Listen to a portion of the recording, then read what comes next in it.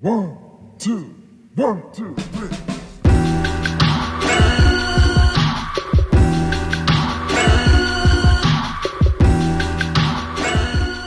Welcome to the Sneaking Into the Movies podcast. I'm Max Nathan. And I'm Norma Davis. And this week, we'll be talking about the newly released Captain America Brave New World, as well as an exciting indie project that you guys can be a part of helping, so stick around for that. But first, Max, the day is here. We have both seen Captain America Brave New World. We've been hearing about this movie for so long. We've been hearing so many bad things, some good things. It's just been a mess. I think you can agree with me, at least before we even talk about how we feel. I'm glad this is out. I'm relieved that the annoying Marvel bullshit buildup is over. Mm-hmm. It's like ripping off a Band-Aid. And the Band-Aid's off now. And for that, exclusively, I can say I'm pretty happy about that. As for the movie overall, we'll get into it. But what do you think of Captain America Brave New World? You know, I'll start by saying I went in with very low expectations. Didn't look great, and everything I was hearing was just a nightmare. That this movie had seemed to just gone through a blunder, a bunch of yada yada yadas. Now that I've seen it, I can say I thought it was fine. Wow. I wouldn't. I don't know. I'm really right in the middle on it. It's not great. I don't think it's anywhere near as good as the first three Captain America movies. No. Which we talked about. But I didn't think it was the worst thing ever. Especially, I don't know. I went into this with atomically low expectations. So maybe that was a big part of it. If I went and saw this again tomorrow, maybe it'd be a different story. But I didn't hate it. I didn't hate it the same way I've hated some Marvel movies the past couple of years. I would watch this again before watching Deadpool again. I would watch this again before watching Ant-Man again. It's right around Shang-Chi level for me, where I just thought it was fine. Mm-hmm. I can see it. Yeah, I know you feel a little different. So before I get into my whys, I guess, how did you feel? Well, Captain America Brave New World is a movie. Has a plot, characters. That's true, yeah. Some locations, even. Yeah, I'm not going to beat around the bush. I did think this was the worst thing ever. Yeah. I really didn't have a great time. I was bored most of the time. I didn't think that anything that they were doing in the movie was very successful at all. It looks like a Disney Channel original movie, not even Disney Plus quality. I would not go there. I think there were some awful shots, but I will say, some of this movie is just very well shot for no reason. Okay, I will give you, I think there are some shots that I do enjoy. And mainly when they lean into the cartoonish comic booky nature of it is when I start to get on board. But sure. Yeah, so I guess we can kind of go through. I know this is a very divisive movie, it seems. It's right around 50 on Rotten Tomatoes, which is obviously half and half. It's got a B- cinema score, which isn't that bad for a movie like this, though, that is horrendous. Yeah, most movies that are comic book movies or, action adventure movies in this genre typically score around the A's is where you want to be cinema score wise, and for the audience score on Rotten Tomatoes, that is usually never below 85. And we're sitting at, I believe, an 80 on the audience score on Rotten Tomatoes. If you care about that, I think that stuff is highly, people can rig it. Disney can, do certain things to juice up the scores and things like that. And typically speaking, the movies in those genres do very well on those scores. And this is kind of middling around 80%, like you said, a B- cinema score. So yeah. Yeah. I will say, you can kind of give me your piece on this here too. Like I said, I went with really low expectations. This is obviously a big year for Marvel. We got one movie last year and it was barely like a quote unquote Marvel Studios movie. But this movie was never gonna be Marvel's back for me, you know? Yeah. I don't know if that's what you were hoping this would be for you. It wasn't, but I tricked myself on the day of, as I always do. This happened before Deadpool, despite all of the context beforehand leading me to believe, like this is going to be pretty bad experience. But when we get to that day, I trick myself into thinking, wait a second, what if this is good? Maybe I'm wrong. Maybe this is good. It's mainly the excitement of getting to see a new Marvel project and getting to hang out with some superheroes for the day. I think that's kind of where that comes from, and it happens every time, no matter how bad I think the movie's going to be. So while my expectations for Captain America were in the floor, like totally just, I thought this was going to be a terrible movie. When that day came around, you texted me. You were like, what are you thinking going in? I was like, I might, I'm kind of excited to see it. Like, I might like it. And I specifically said, if it's kind of stupid and kind of cool, I'll enjoy it.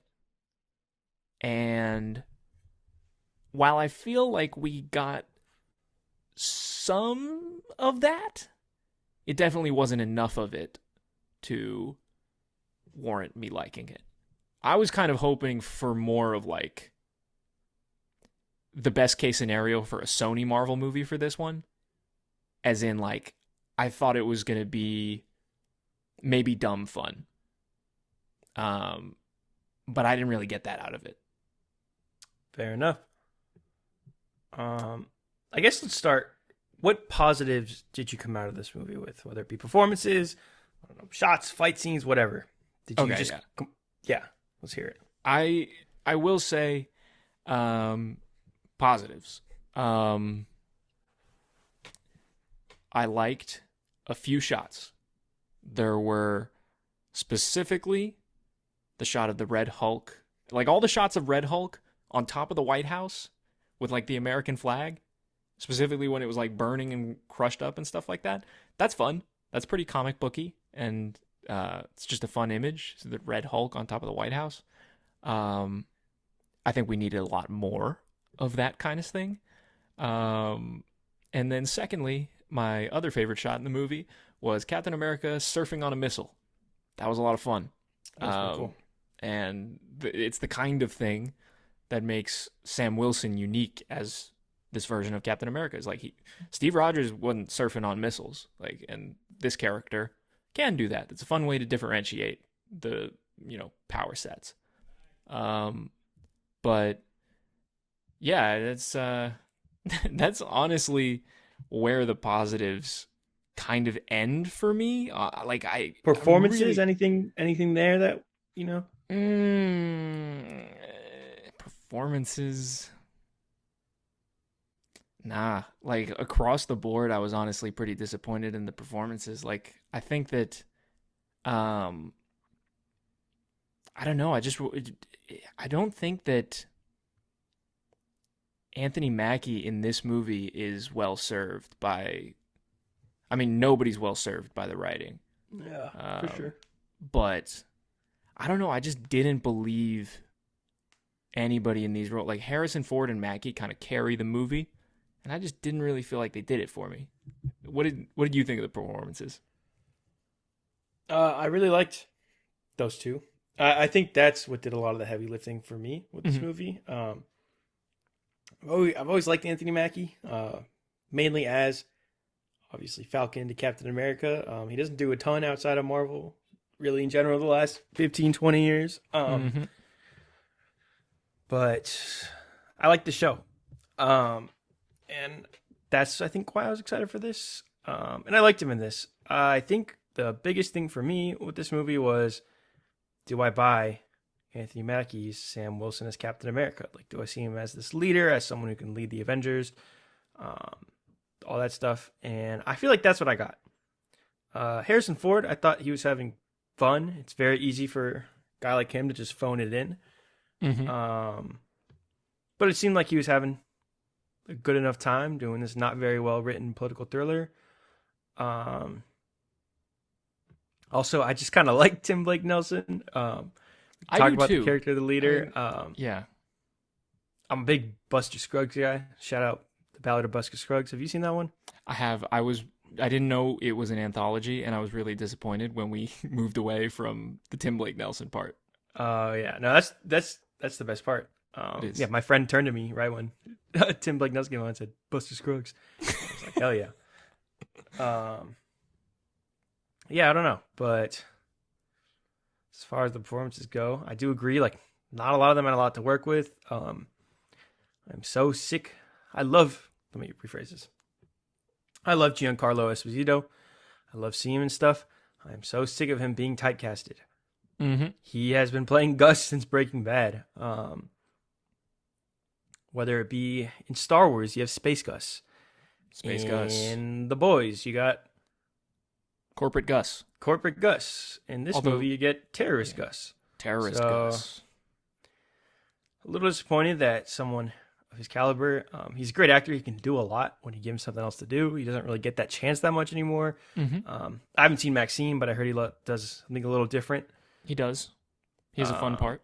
Yeah, he's a ton of fun in Megalopolis, which he's still kind of playing a businessman, but you can tell he's just having a great time with that movie. Mm-hmm.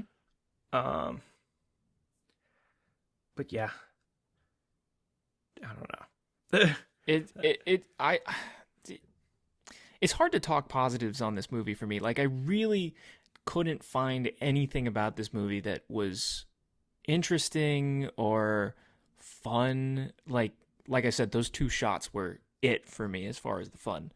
I will say there was another part that I liked. In the opening, I guess you would say exposition dump, where Thunderbolt Ross is giving speeches as the president. They cut to him at one point, and he's like at a podium, and it's like young Thunderbolt Ross or younger Thunderbolt Ross, and he has a mustache, and he knocks over a $5 podium they got at Hobby Lobby the day of the shoot. That was just spectacular. That was the kind of thing I was looking for when I walked into this movie. When I say I was looking for kind of stupid, that's kind of what I was looking for, and that was fun for me. Yeah. Loved that moment. But yeah, what do you think of they've stacked this deck, this movie around a bunch of different projects that have come out in the MCU, and those projects primarily are Falcon and the Winter Soldier, Disney Plus show, Eternals, and The Incredible Hulk. Now, those three things are things that I would imagine most people who are coming into this movie have not seen. Or don't really like. Yes, none of those things are well reviewed or popular. I guess Falcon and the Winter Soldier would be a little bit of an outlier there. I really like Falcon and the Winter Soldier. There's some issues there, but it's a story for another time. Mm-hmm. But yeah, Incredible Hulk is awful. Eternals is awful. It was always weird, kind of making this a follow-up to Incredible Hulk. To be honest, like the Eternal stuff, it's not as much as people were kind of making it out to be. Obviously, It's like Tiamat. Like the whole plot of the movie is about adamantium, which I guess Celestials are made of. But like that's fine. That's kind of makes sense. I know people have been joking about, oh, there's a giant Celestial sticking out of the earth. Like he's not going to come back alive in Thunderbolts and like blow up the world. Like it makes sense that it's just kind of like a whatever, they're mining him. That's what Nowhere is, where the Guardians spend a lot of their time. But yeah, the Incredible Hulk stuff is a little weird for me. The fact that that's where they wanted to go back to for some reason. I don't know. Parts of this movie, it's a very like apolitical movie for something trying to be a political thriller. You can tell this movie was made. Yeah, for sure. That's my biggest issue. But you can tell this movie was made in a world where they thought that Donald Trump was going to lose again. I don't know. Like you can tell they're trying to do a lot of parallels with Trump or I Yeah. guess and Ross. If the movie was made 2 years from now, it would be about how awesome the Red Hulk is, and Captain America and the Red Hulk would be best Probably friends, and now they'd go kill Captain people America's together. a liberal. But yeah, I don't know. Just a lot of strange things. Obviously, we're going to talk in a little bit about how much this movie went through. This movie, Yeah. like we kind of said at the start, went through the meat grinder. So we'll save all that for a little bit to keep it all together. But yeah, and you can tell when stuff is reshot. Those are probably the worst parts of the movie for me, like the opening fight, all the stuff with the military people, which is kind of boring. Actually, very boring, but Super boring. And also, visual effects. They're still rushing these movies out and not giving VFX workers enough time to do their jobs, because what are we doing with the digital shield? Like, the shield is in that scene where he goes and fights the Serpent Society in the beginning. The shield has never been more not there. It's he puts it on his back at one point, and it looks like they put some clip art on him. It looks a little ridiculous. Yeah. But yeah, I don't know. I don't know. It is really hard to talk about this movie. I don't know. Like I really just feel like I don't have much other to say than I thought it was like fine. I didn't find it like offensively bad. Like I found a decent amount of Marvel's output these past couple of years. Yeah.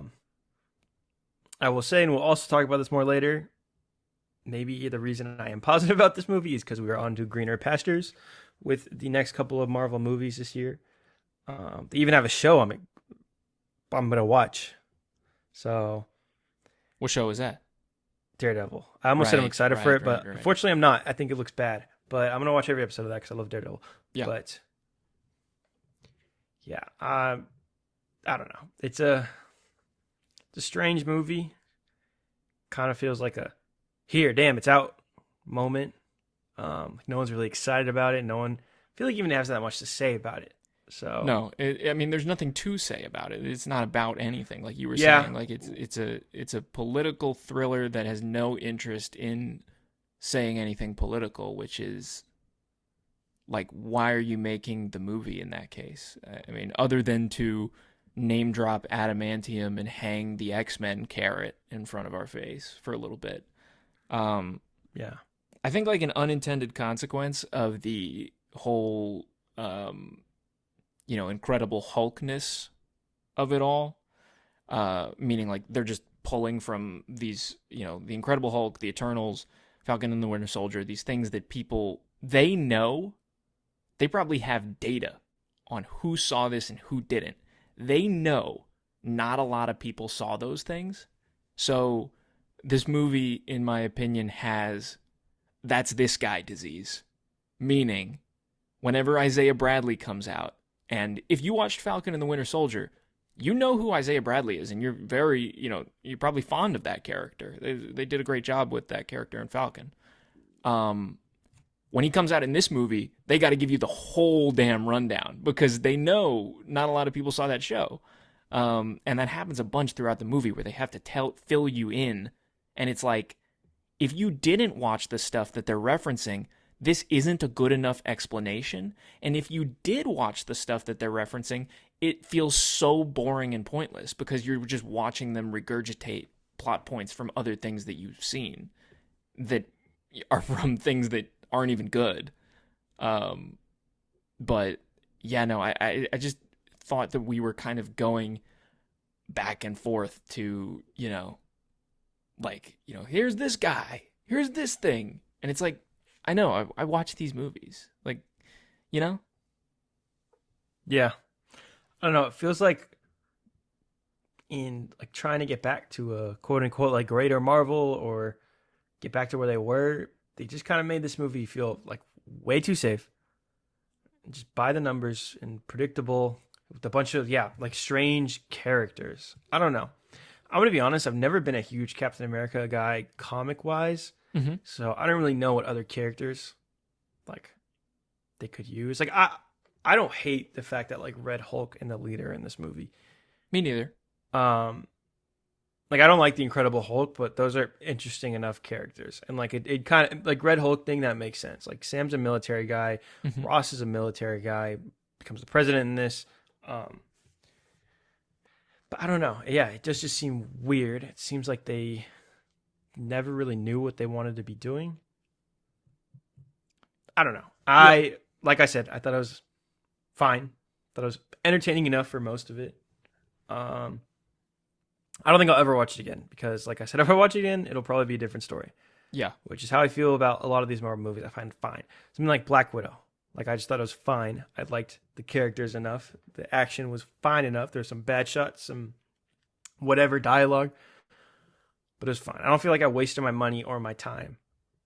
I never feel like I hate when people say like, "Oh, I want my I want my money back or whatever, or I want those 2 hours back." It's like, come on, you I'm gonna be honest. I'm low key one of those people. Like, really? There's certain movies like Cocaine Bear. I remember being like, I wasted my time. You're gonna hate me for this. When I saw Babylon, I was like, wow, I could have been doing anything in those 3 hours rather than watching this dog shit. But I don't know. I didn't really feel like I totally wasted my time here. My beloved Babylon, still catching strays. Yeah, I hadn't thought about it, but you brought it up before we started talking. So yeah, that's my fault. I'm just But yeah, no, I think that it really just starts at the conceptual phase here. Like it's just not. They really had nothing to say. Like there's no. They didn't even It's just a total mess. Like they didn't make any decisions along the way. They were just like, oh, we're gonna make the Sam Wilson Cap movie, a backdoor sequel to the Incredible Hulk and the Eternals because we need all this stuff in play for the Avengers movie. Like that's so lame and stupid. Like you can achieve that stuff by just putting it in the like nobody's gonna bat an eyelash when Wolverine is eventually around and he's on the X-Men. And not a single individual in that audience watching the MCU X-Men movie is going to think, oh, well, but how did the adamantium get here? Like, this doesn't make any sense. No one's gonna think that. That doesn't make any sense. Why did they do this? I don't know. This movie, I think more than anything, just in the grander scheme of Marvel, like it's hard to talk about any of these movies without talking about the implications of all of them, obviously. Like what came before and what comes after. They have no plan. We kind of know this anyways because they just re-announced the Avengers movies. Those start shooting next month, good lord. But like they don't have a plan. They don't really know what they're doing. They're just kind of bringing stuff up. I don't know why we're tying loose ends 15 years later. Like save that for Disney Plus. I feel like something like Abomination and like She-Hulk, like that's kind of how you just sort of bring this stuff back and give it another chance and make it more comic accurate or whatever. I say as I roll my eyes, but yeah, I don't know. It's just kind of a weird, ghastly of a movie. It seems like they were so unconfident in this movie, which is crazy because then they have confidence around something like Quantumania. This would be the next loaf of bread. But yeah, I don't know. And like I said, we're going to talk about more of the production things we know in the second half. But yeah, I don't know. I guess I didn't hate this. Yeah, let me ask you some questions here. Some lingering questions I had about the movie as I was watching it. Okay? I have one for you too. Okay, you just reminded me. I'll give you one, and you want to give me yours next? Go for it. Yeah. We'll just go back and forth on this one. So, Anthony Mackie at one point when the leader, comes up to him and he's sitting on the bench and he stands up. Can we not get him some jeans that fit? Like what? This is a $200 million production and we can't get Mackie some jeans that fit? I don't know if you noticed this, but the post-credit scene or what? No, this is in the movie when President Ross is giving his little speech and the leader like sneaks up behind Sam on the bench. Yeah. And he stands up from the bench and I'm like, holy shit, those jeans don't fit. He's got like no ass. Like there's no like he doesn't fit in those jeans. And I'm like, what are we doing? Costume design. these are some real jeans. How we not fitting Mackie for some jeans here? I don't know. Just little thing. I don't remember that at all. That's crazy. It is such a minute detail. I would honestly would have been surprised if you caught that. But yeah, no, I was sitting there in the theater going like, the hell's up with those jeans? But yeah, no. What was your question for me? It's probably a better one than that. Since you are the number one Thunderbolts hype guy I know. Yes, that's me. Why is Bucky running for Congress? That was my biggest takeaway from this whole movie, which like that's so MCU brain of me. Like the biggest takeaway is, oh, what's next? But yeah. So why is he running for Congress? I know in the trailer for Thunderbolts they had him with some like the Senate pin or I don't know, like an American pin, yeah, or whatever. And I was like, oh, he's probably in court for being a terrorist. But no, yeah, he's running for Congress, I guess. How did you feel about that as the number one Thunderbolts fan in the room? It's quite hilarious. I believe in universe he killed JFK, right? Is that right? Yeah, he definitely did in the comics, and I think they might have teased that, or like Winter Soldier, maybe like on a background paper or something. Yeah. So, the United States government would have killed that guy like 20 times over by now. So, the fact that he's running for Congress right now is it's just pretty funny. I don't know how it'll factor into Thunderbolts. I don't know, other than maybe he's being blackmailed or something like that, or there's some ulterior motive that like has to do with the Julia Louis-Dreyfus character. That has to do with getting like a familiar face in a position of power or something like that. Could do something with that. But yeah, I don't know. The Thunderbolts hype is still strong though. That's all I gotta say. That's how I'm gonna finish off that one. How do you feel that no matter how good Thunderbolts is, it's gonna make less money than this movie? I'm devastated. I'm pretty devastated.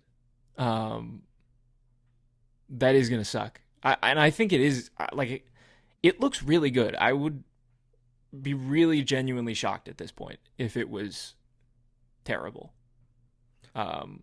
Hey, never say never with these, man. I don't. You never know. Yeah, the floor is like, it's been lowered significantly. See, I think with like Brave New World, for me, it helped that this movie looks so bad. Those, I'll say it, like incredibly well cut trailers. I could see the cracks. They weren't fooling me. So I went into this with such low expectations. I thought it was fine. Like the things I knew I wasn't gonna like, I already didn't like. I thought Sabra, is that her name, was an awful character. I'm glad they cut her down. I don't even want to get the controversy of all that, but she's not a good actress. She went to the Gal Gadot School of Acting, if you know what I mean. Yeah. But yeah, I don't know. Just a gas leak of a movie, I guess. Yeah. Which I thought was fine. Let me give you my final question here. Sure. This one I was the most perplexed by. So Isaiah Bradley is in prison for the entire movie, and the first thing he does when he gets out of prison is buy courtside seats to a Washington Wizards game. This is some would say that Capital One Arena and prison are one and the same. This man went straight from prison to another form of prison watching Jordan Poole play basketball. I have no words. He's stronger than most, Isaiah Bradley. But yeah, that was a decision they made. Strange. Yeah. But you want to take a quick break here? Yeah, let's take a quick break. All right.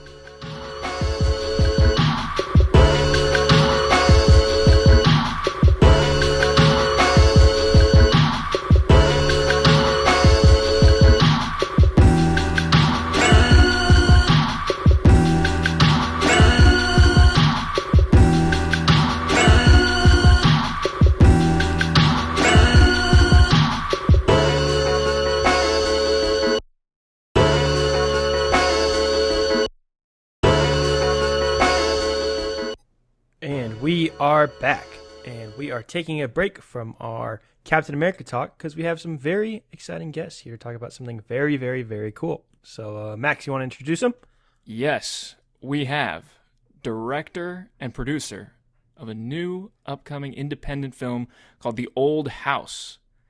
We have director Joseph Chavez and Sofia Alejandro, producer. Woo! Hello. Hello. So, Hi. what's The Old House all about, guys? So the old house is about a young kid who is from a dysfunctional, abusive household that is haunted by a ghost that he sees throughout his entire life.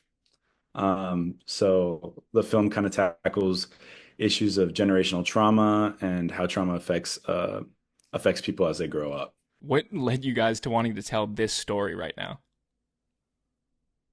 So when I was a kid, or I guess, so my family has like a lot of ghost stories. I'm from Hmm. El Paso, Texas, and my parents lived in a trailer back in the 90s, and they that trailer was like in the middle of nowhere. It was just like pure desert at the time. There was no development. It was very rural, and I think the neighborhood is called Sparks, and it's in like right outside El Paso, called in this city called Horizon, and it was just completely barren, and they would always tell me like creepy stories, like ghost stories, and some of those ghost stories made it into the film, and then I combined it with like a fictional story about this young kid in an abusive household. So I have like my family's real ghost stories, and then this fictional story that I kind of combined into this short film. Yeah, Very that's cool. that's awesome. And as far as like visual inspiration goes, what kind of movies do you like to watch, and how does that influence your process on The Old House? Yeah, for sure. It was like I'm like really into Hereditary. Like Hereditary was like Yes. definitely probably the biggest inspiration. I think that's like the scariest movie I've ever watched. Hmm. I I second that. watched that.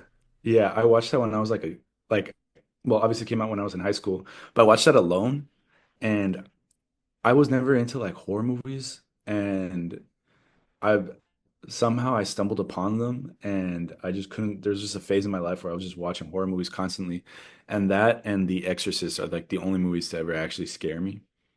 Also Lake Mungo. I think Lake Mungo actually scared me too. Hmm. But Hereditary, like visually, I love like how dark it is, how creepy. I love the themes of generational trauma in that one too. So I definitely took like a lot of inspiration from that. Hmm. That's awesome. Yeah, I think like Hereditary is one of those like very significant movies for like people our age. It was also, I think, for Norman and I too, like a very important movie as far as an entry point into horror and movies in general. Honestly, I mean, it's just a great I movie. But I'll never forget this. I straight up did not sleep after I saw Hereditary. I went home and took a shower because I felt disgusting watching that movie. So you're Yeah. speaking my language here. I'm liking what I'm hearing. yeah, so how can people help you out? Yeah, well, so Sophia, she set up an Indiegogo for us. I don't know if you want to talk about that, Sophia. Yeah, so right now we're really looking into funding, especially since we're shooting in almost like 3 weeks. So we have an estimated budget of around $4,000, which is very, it's a lot. And we're struggling to come up with the funds, and we just need as much support from the community as we can. Hmm. Um, so on our Indiegogo, it's a crowdfunding campaign. Right now, we have been able to raise $1,865 on the Indiegogo alone, but we do have some external donations from family members and from profit shares from restaurants and some food donations that we're going to get as well. But I really believe that if we make the whole 4,000, we'll be able to accomplish the film and the set and be able to feed our crew and everything. Yeah, that's really amazing that you guys have already, gotten that much money already. So Um, awesome. there's, for our listeners on the podcast, there is going to be a link in the description for, the Indiegogo campaign. And yeah, probably I'll put the Instagram as well. What kind of links do you guys think would help? The Instagram, the Indiegogo. The Indiegogo, the Instagram, that's pretty much all that we have right now. Okay. Awesome. Yeah, it's all going to go in the description. So listeners of the pod, go down to that description, click the link, support the Indiegogo campaign, support some Please. independent filmmakers. Like the best thing you can do if you like movies. If you like listening to this, you like movies, help some indie filmmakers make their dreams come true. Yes. Please. Don't get scared. Also, shout out. I'd love to get scared. Shout by out this to. movie. Yeah, for sure. I hope I definitely hope it's scary. It's scary. I want to tap into what it's like to feel scared as a child again, like that nightmare, Mm-hmm. Sure. that nightmare fear that everybody felt as like a kid. Yep. That's my goal. And also shout out to all the other UT thesis films. Mhm. Those all like it's just like it's like super talented like cohort, and almost all of their films, all their scripts are like fantastic. I think like the talent coming out of UT right now, at least filmmaking wise, is crazy. Yeah. And you know, if you can find their Indiegogos to support them as well. Yes. Yeah. Yes, it would be amazing. Support indie filmmakers. This has been The Old House. Joseph and Sophia, thank you so much for coming on the pod. Excited to see. Thank you so much. Thank you guys for having us.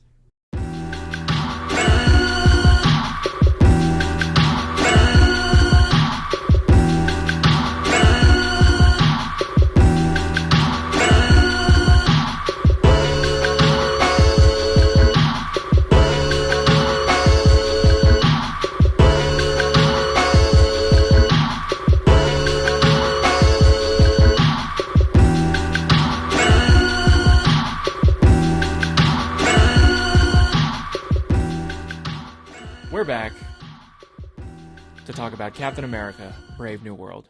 So, Norman, how did this movie happen? So, as a lot of people know, but a lot of people don't too.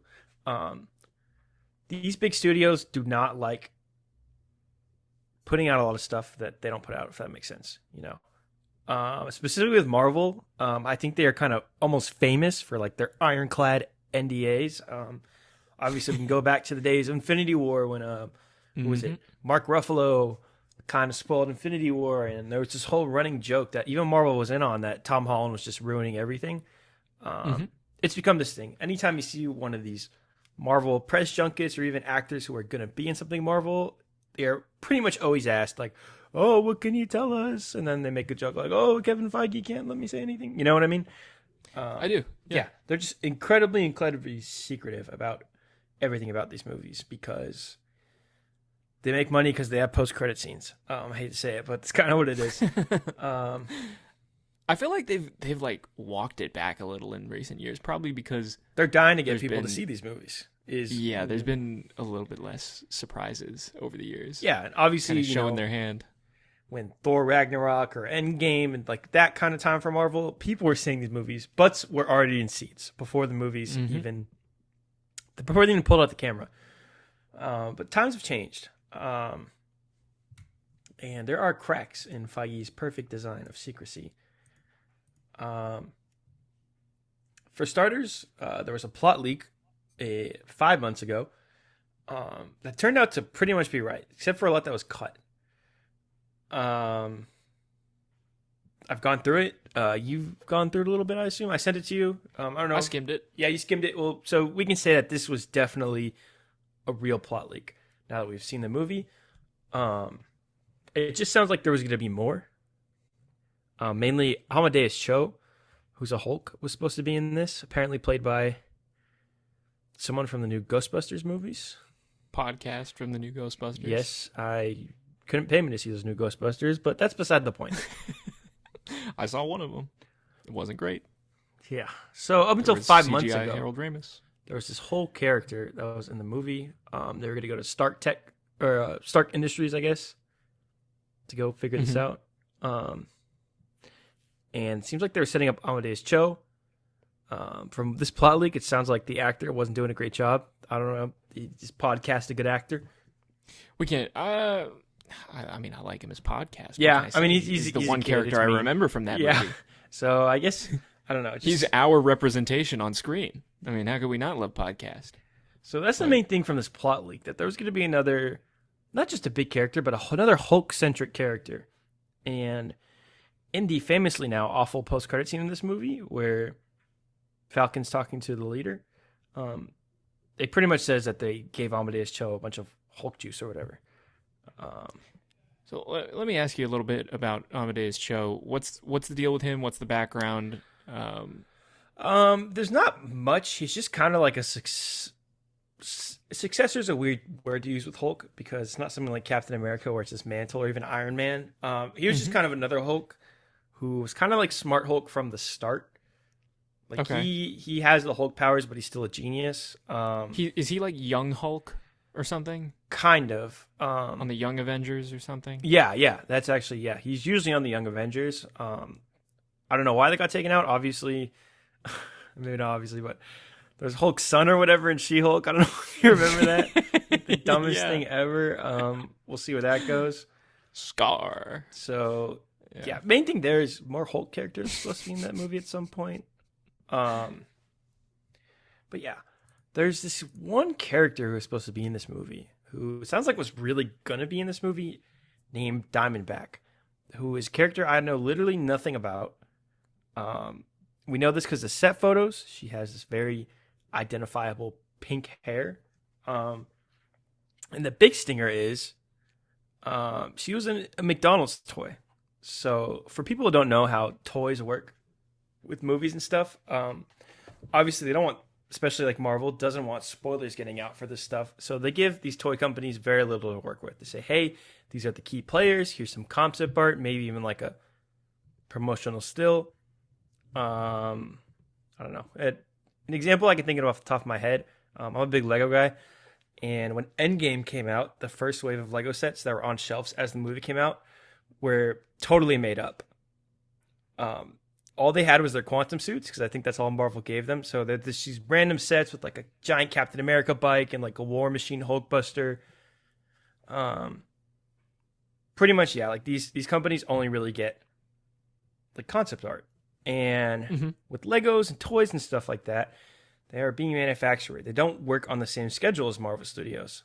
This movie got delayed, I think, 3 times. Probably. So these toys came out about a year ago, and it's a pretty similar lineup to what you'd expect from something like this now that we've seen it. A couple Falcons, Red Hulk, Ruth, Falcon, and this character named Diamondback. So, I don't know. This is really weird to me. Like, this character meant as far as getting like a McDonald's toy, which obviously isn't like the biggest thing in the world, but it means this was supposed to be a main player. This was supposed to be someone with powers, probably in the final fight, because parts of that looked really reshot. But Yes. I mean, parts of it. It's the whole damn thing. sounds like Ruth Sabra was supposed to have a bigger role. That makes sense. I don't know if you noticed, but towards the end, she is wearing like some superhero suit under her clothes when she goes to see Sam after he fights Hulk. I did not notice that. Okay, yeah. So I don't know, just a little bit of more strange stuff there. More famously for me, as a WWE kid, Seth Rollins was going to be in this movie. He was going to be part of the Serpent Society. They're same thing, set photos with him, and he's not in it at all. But granted, the Serpent Society were probably in this for less than 10 minutes. It's crazy how like there's no trace of any of this in the movie. Yeah. Like you wouldn't even be able to tell. I mean, you feel it when you watch it that there's just, it's just a mess. Like you don't, a lot of it feels very reshot and clunky, but there's no reference to this Diamondback character. There's no, It's strange too, because even in this plot leak from a couple months ago, from these test screenings, nowhere to be found or heard. Just weird stuff. I don't know. yeah. Eli Bradley, who was in The Falcon and the Winter Soldier, who they kind of set up to be the next Captain America, was supposed to be in this, and he is not there at all. Isaiah doesn't even bring him up. He shot scenes from the movie. This was actually confirmed by Marvel, or I guess he was in earlier drafts of the script. Nate Moore, who produces a lot of these Said we started to feel like there were too many characters to track, and we want to make sure if characters in a film, they have something to do. It's a little strange. Yeah, This is a little strange for me too because they made this big thing about it seems like they're setting up Young Avengers. I think they're probably backpedaling on that because they realized no one would go see that. Well, you gotta give people a reason to go see it, I think. And I feel like I have a pitch for you. I have a pitch for you later on, but continue. I'll tell you what it is later. But anyways, yeah. So the Eli Bradley thing kind of surprised me because he is like a founding member of the Young Avengers. Like he's usually on that team. I think he goes by Patriot or something. He doesn't go by Captain America, but he's pretty much just Captain America. So yeah, a little strange not seeing him there. It's been told or reported that Julia Louis-Dreyfus was going to be in this one again. She plays Valentina something. Contessa Valentina Allegra de Fontaine. Sure. Put some respect on her name right now. I'm sorry. I forgot she's in your movie. She won't be in mine. But yeah, that you know of. I guess we'll see. But yeah, it seems like she was going to be kind of working with the Serpent Society. Obviously, she played some kind of role in Black Panther. I don't really remember the second one that well. Sorry, but she was trying to get vibranium, so I assume it's something along the lines of like she wants adamantium, so she's going to be working with the Serpent Society. And in this report here, from Jeff Snyder, who's generally pretty reliable, he says her efforts involve the Serpent Society, which probably involves Seth Rollins' character. So, another strange omission. Maybe a little more work into setting up Thunderbolts, because obviously we have Bucky, who's apparently going to be a senator. See, I don't know. And the last one is a little up in the air. We don't really know if this was ever in the script, but Mark Ruffalo in 2024 at the Santa Barbara Film Festival said that he was going to be in this movie. Then it was quickly shot down that he wasn't going to be in this movie. So, I don't know. I mean, it makes sense that it would pop up, as this is kind of a Hulk movie for some reason. But yeah, I don't know. To a lot of you, these are a bunch of names that mean nothing and who cares. But it just kind of shows what happened with this movie. Like, we know there were 5 writers. Like, this thing went through the blender. I mean, this Diamondback character has been keeping me up at night. This stupid little McDonald's toy. Who is she? What was she supposed to do? Was she supposed to be on the new Avengers? Was she going to die fighting Red Hulk? I don't know.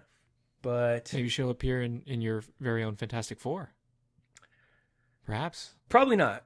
But I think it's time we start #release the Diamondback cut.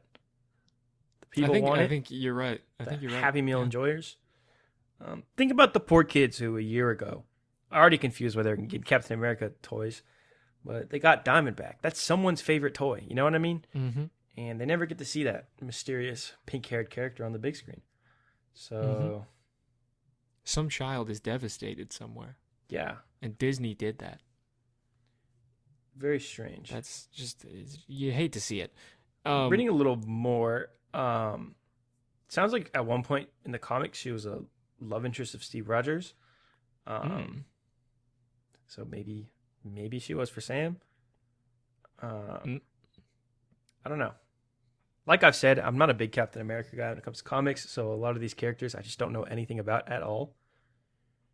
But yeah, just, I don't know. It just kind of puts into perspective, they didn't really know what they were doing. It didn't seem like they had an end game for this movie.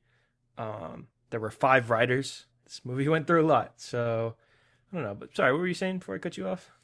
You want to hear my extremely half-baked pitch on how they could have made this a better version of this? Go for it. Okay.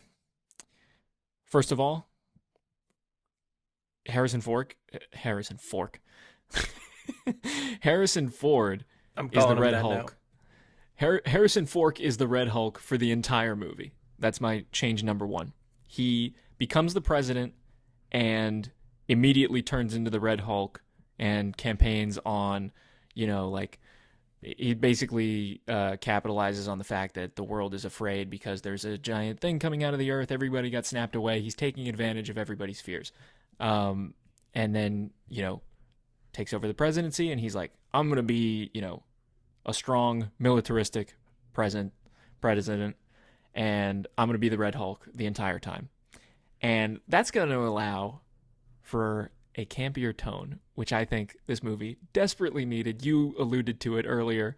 And I think having a character like, I hate to keep talking about this Diamondback character, but I don't know, just like thinking of you're like obsessed with Diamondback. I'm obsessed with Diamondback. I've never even heard of her, but I don't know, just this very platinum pink character. I don't know, just felt very campy. I don't know. I think she shoots diamonds or something. So I don't know. I kind of talked about this with you before, but it seems like maybe this was gonna be a little bit more campier, and then they just kind of went all in on the quote unquote Winter Soldierification of this movie, making it some super spy, espionage, can't trust anyone, everyone's doing this, the world's gonna explode, yada yada yada. But yeah, I think this movie definitely could use a little more camp. They should have given Falcon Red Wing. That would have been fire. Like real Red Wing. Like the actual bird? Yes, for the folks at home who don't know, kind of mention it, but Falcon in the comics is telepathic with birds. He has a little drone in Civil War and on, but it's supposed to be an actual bird. So maybe you have You don't even need to retcon it and make him telepathic. You could just have him like call the bird, like do like these weird little like, or even if it's like not that. Sam, because I get he's Captain America now, but Danny is the name of the new Falcon, right? Yeah. Okay. Yeah. Give him the bird. Give him a little more something that's like, whoa. Like, no shit, this guy became Falcon. Like, he's a badass military or whatever. And he talks to a bird. Yeah, like you gotta give him the wings. Yeah. I think that's a good change. I think that could have been good. Ruth character gotta go. That's one of my big changes. Go. Okay. Yep. Get her out of there. See, I like this. We're already making a better movie. Here we go. Like, yeah. It's okay. So she is okay. Yeah. She's a pretty terrible character in the comics. I really don't want to get into it. I know the politics surrounding Ruth. It's very sensitive stuff, and that's not what we're really here to talk about. But it just seems like this kind of nothing burger character that could have been whoever, like just caused a lot of controversy for this movie that really didn't need to be there. Like really didn't need another peg down for Sam Wilson's debut movie as Captain America. So that's number one for me. Get her out of there. Definitely. Or use a different name. I don't know. It's just like, really? Why? I don't know. Yeah. Definitely. You can go look her up, y'all at home. Why she's pretty controversial. Like her most famous comic book page is pretty tasteless if you ask me. But I don't really want to get into it. So you'll have to look that up yourself. But yeah. That's step one for me. Get her out of there. I think I can add that to the rewrite we're doing here. So I think my next change would be Cap starts off in this movie as a street level local hero down in Louisiana. Like he is not interested in the big Avengers / federal government type stuff. He's Captain America for the people. He's helping out his neighborhood. Yeah. What's up? I'm gonna sorry, cut in here. Where was his sister? Yes. Where was I mean his that's sister? part of the problem. That's part of the problem. That was my favorite part. Like that is what made him so much more human. Yes. Like instead of making him a human being by doing stuff like that, like having him, he's an Avenger, but he's struggling to pay the bills, and he loves his sister, and he loves his family, and they're all at the cookout. It's awesome. And it makes me happy. happy. Trying to fix the boat. Trying to fix the boat. Their idea of making Sam a more human character in this is just him not being a super soldier, which honestly, doesn't matter. He's still flying around in a suit, getting punched in the face by the Hulk, and he's fine. So no part of me is like, oh wow, that's just a normal dude who's ripped. Like, no, I get he's wearing a vibranium suit and he has an indestructible shield or whatever, but I don't know. That was like probably the biggest letdown for me. Like none of that was even in there. I think this movie, I don't know about you, but for me, it probably would have gone up a couple ticks if they just had like that core emotional, like human stuff for Sam. That was just like completely lost. That was my biggest issue with this movie. And like I I totally said, agree. my favorite part about Captain America and Winter Soldier. I think, yeah.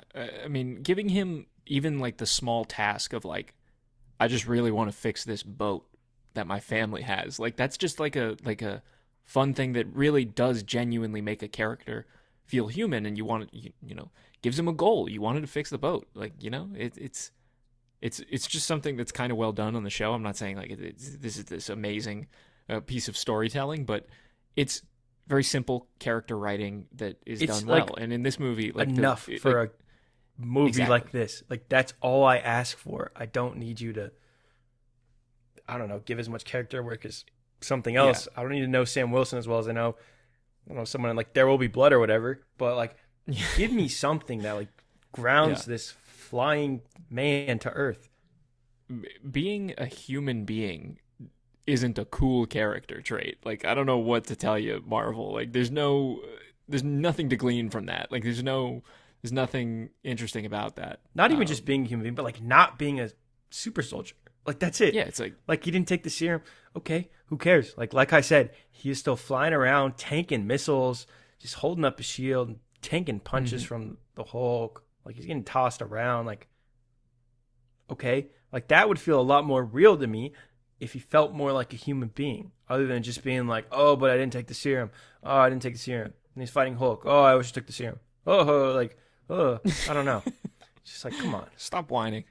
yeah, Just take the serum. Why are you not taking the serum at this point? Like it's not like it's going to negatively affect you. You're just going to be better at your job. You could have this Hulk shit on lock in like 2 minutes apparently. There really is no reason within this story for him not to take the serum. I think within this potential rewrite that I'm doing, like by the end of it, maybe it'll make a little more sense as to why Sam Wilson may not want to take the serum. But again, it's half baked. I don't know. We'll see. But I think we're getting to a good place. If so you're gonna far. just have him You know, be a human, you know how he stops the Red Hulk? He How? goes, "Hey, big guy, sun's getting real low." Yeah, that's. I would have stood up and clapped. I thought that's what he was gonna do. Yeah. When they started my doing friends and I did too. We just going, "Hey, big guy," or that Betty was gonna turn out of the quarter. that would have made more sense, although it would have been stupid, but it doesn't make any sense as to why Sam Wilson Cap is the guy to talk the fucking Hulk down. We didn't even talk about how Betty Ross is back in this movie. Yeah, we didn't. Did you also stand up and clap? I stood up and clapped. I did a backflip in the aisle. Yeah. I'm like the number one fan of The Incredible Hulk. I didn't mention that before, but The Incredible Hulk, it sounds stupid, but that was actually a very important movie for me during my childhood. It was one of the first movies I remember seeing in a movie theater, and I really fell in love with the character, the Hulk, superhero movies, and movies in general after that experience. So it's like seeing The Incredible Hulk is like a canon event for me, as crazy as it sounds. And watching them, trot out Tim Blake Nelson and Liv Tyler and Thunderbolt Ross, I felt nothing. I felt nothing throughout the entire movie. And I am the target audience, apparently, for this movie. It's interesting because I hate The Incredible Hulk and I didn't hate this movie. So Yeah. I don't know how I feel about this movie. Maybe I did hate this movie. I just feel I felt so like The more we talk about it, the more it's not even you that. kinda- I just think like I just didn't hate it, which is still like frustrating. Like it should be. I should be like this was really good, or no, just felt nothing. This should be really good. No, I'd say I was entertained enough through the entire thing. Like, Okay. but I do have a lot of shit to say about it, and it could have been 100 times better. But I don't know. I might just be in too deep. Like, I just expect the bare minimum from these now, anyways. So I don't know. It's probably why I'm gonna love Thunderbolts. But Hey man, that's genuinely gonna be good. Don't even worry. I'm saying, don't put all your chips in that basket. Jake's got us. Director of Beef. We'll see, man. Trust. We'll see. Trust. But So next change is this is pretty similar to what actually happens in the movie, but it's going to be a little different. So we're going to have Cap sort of like doing street level stuff down in Louisiana. You know, you show Sam being like a valuable member of the community, people talking to him, like him talking to regular people. And, you know, they kind of do a little bit of this in the movie where he's like at the bar and like people are like, hey, Cap, like we need to turn that up to 11. We need, you know, him interacting with people. He needs to interact with kids and say like, oh, you know, hey, you know, eat your vegetables, things like that. Yeah. So we're going to have him do that. He's going to be in Louisiana. The sort of inciting moment of the story, we're going to need President Red Hulk to summon him to the White House to go on this mission to stop a bad guy. This is kind of similar to what happens in the movie. And then he goes and does that for a while. He kind of just like, you know, follows the orders of the president. Like he doesn't really sort of like know what he's doing. He knows that he talks himself into it because he thinks that these people that he's fighting are bad guys. They don't look great. So he goes and does that for a while. Meanwhile, people back home are kind of, you know, just struggling because you know, they don't have Captain America around, who's their hero for their area, which I think is also kind of lost in these movies. I feel like, you know, New York and the coasts have a lot of the heroes. I think like, you know, each little corner of the MCU, this is kind of a fun thing about comic books, and these should be about these movies. Each area should have their own little hero, you know, and I think making, you know, Louisiana the home of Captain America, I think that would be a fun thing to do. So he's going out and, you know, doing the Red Hulk, the president's business, and he's, you know, talks himself into it because he's fighting bad guys, and he's like, oh, sure. So maybe something bad happens in Louisiana, and then Sam and Isaiah get into a fight about him working for the government. And Sam kind of says like, oh, you know, I'm keeping the threats away from home. Like, you know, I'm just, you know, just doing my job. And then Isaiah says something along the lines of like, you know, he needs to tell Sam something along the lines of like, you showed me that Captain America means more to people than I thought it did. And, you know, the shield that you have and the orders that you get, it's just, you know, the shield that you have is a piece of metal, and like the man behind it is what gives it the meaning. And I don't know the man behind it right now. Basically sending Sam into a spiral of, you know, doubting himself. And so, you know, you go later into the movie, then President Ross sends Sam on a mission that maybe gets a little, you know, close to home or something like that. And Ross, maybe he has a little bit of a problem with that. And Ross tells him basically, I'm the president. I can do whatever the fuck I want. So Sam starts to, you know, get wind of like this adamantium problem. We're keeping that in the movie. I don't love it in this movie, but I think there's a way to make it work. I honestly had no issue with it. Like, I know you're not a fan. I just kind of think it's like, I don't really have an issue with it. I just kind of think it's like fan service. I don't know. I just think it's like, do you, like, you have this, like, it makes sense having like a geopolitical conflict about this giant celestial. And like, do you make up another fake metal, or you just like use adamantium? Like, even in this movie, like, it didn't faze me. I was like, oh, like they're doing adamantium, like Wolverine's coming, baby. It just kind of felt like it was like another fake metal that exists in Marvel. You know what I mean? Kind of like how even like having the vibranium shield in like the first Avenger, like, doesn't mean like, oh, Black Panther's coming. Like, obviously he did, and obviously Wolverine. The X-Men are coming in, like, that means obviously Wolverine's coming. Even if the X-Men don't come, Wolverine will. But it's besides the point. You know what I mean? I don't know. Yeah. So, I mean, I think, you know how we were talking about how this movie is a political thriller that's not interested in politics? yes. In this rewrite, we're going full politics on this one. And I think the way that you can make that adamantium plotline a little better is you need to get Wakanda involved in it, because this concerns them this issue concerns them more than it would concern Captain America. This is like basically all of what Black Panther 2 was about, at least like the U.S. part of that story. So I think when there's this adamantium thing coming out, Wakanda,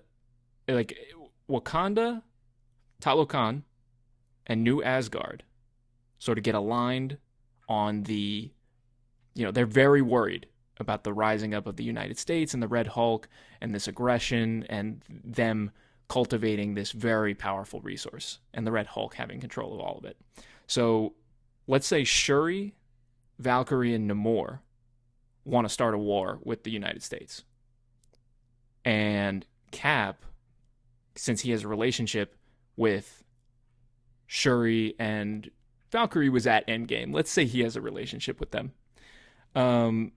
Let's say Cap is able to talk Shuri, Namor, and Valkyrie down by saying don't, he talks them down from doing a war.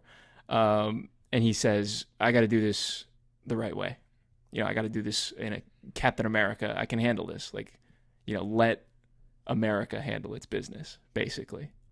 What do you think about getting the other fictional nations of the world involved on this story as a general plot concept? I like that idea. I do. I especially like the Wakanda aspect. I was surprised there were no Wakandans in this movie because obviously they made Sam that suit. They talk about it a lot. Yeah. Danny, whatever, makes a joke about give me one of the vibranium suits or whatever. Wakanda on speed dial, I think is what he says. So yeah, I like that idea a lot. I don't know. It would have been cooler than what we got, other than just Japan for some reason. Yeah, I think you got to get the Wakanda, Talokan, and New Asgard involved because I think that they would all have an interest in that conflict because Talokan is obviously way more aggressive than those other two parties and they're worried about the surface world. Wakanda, they're worried about the United States based on the stuff that was happening in Black Panther 2. And just throw New Asgard in there. Let's say, them being sort of refugees from Asgard, I guess. They might have some beef with the United States as well. Sure. Just loop them in there because it's fun. So Sam is able to talk him down and he says, we got to let Americans handle our business. Give us a shot first before you, wage war. Because that's going to be horrible. So Cap, being the leader that I really want to highlight the leadership qualities of Captain America. That should be a core trait of Captain America, I think. Especially when you're setting up a new Avengers team. Exactly. You so very much need Sam Wilson to be a believable leader of an Avengers team. And that's kind of what I want to do here. No spoilers for where we're going here, but stay with me here. Sure. So I want to do something really fun and goofy. I don't know how you're going to react to this, but Cap says, okay, we need to do this, a different way. How am I going to take on the Red Hulk? I obviously can't fight him because that would be stupid because I'm, Sam Wilson Cap. I can't just fight the Red Hulk. So what are we going to do? Let me find the best lawyers I can find, and let's take the president to court. Whoa. Introducing Jennifer Walters, Matt Murdock, and Foggy Nelson. We're going to get some really fun Red Hulk in court. We're going to have him sit at a really small desk, and we're going to have the Red Hulk in court. We're going to have a little Daredevil, a little She-Hulk, a little Foggy on the legal team with Captain America.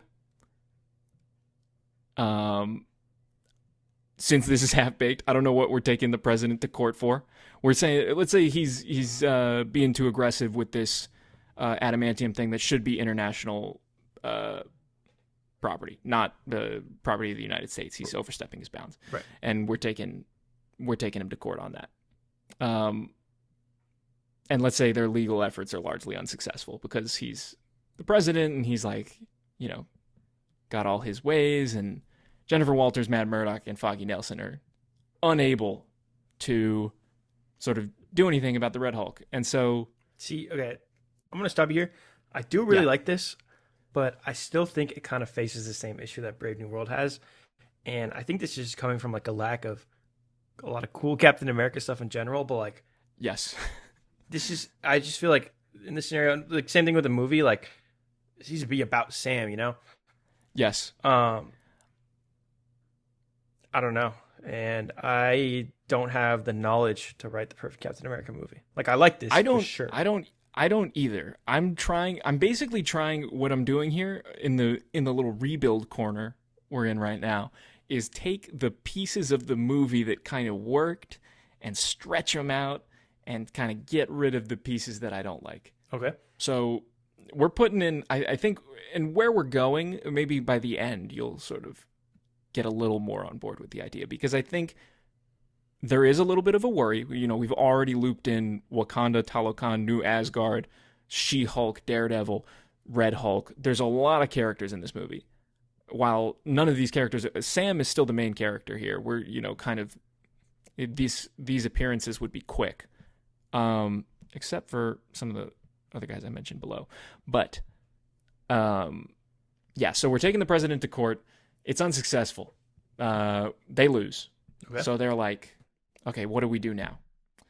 So the Red Hulk is about to send, let's say, you know, send the troops out to the Adamantium Celestial Island. Cap decides we gotta do a protest, and Captain America leads a protest all the way to the White House. And I want heroes at the front of the line being Cap, She-Hulk, Daredevil, and Isaiah Bradley. And behind him, you've got all of the people who were in his community in Louisiana, came up to DC, and DC's behind him. And during the protest, I want the Sam Wilson remix of Star Spangled Man with a Plan. They use that in Falcon and the Winter Soldier. It's fantastic. Mm-hmm. They never used it in this movie. I have no idea why. So yeah, we're gonna do that. What do you think of that?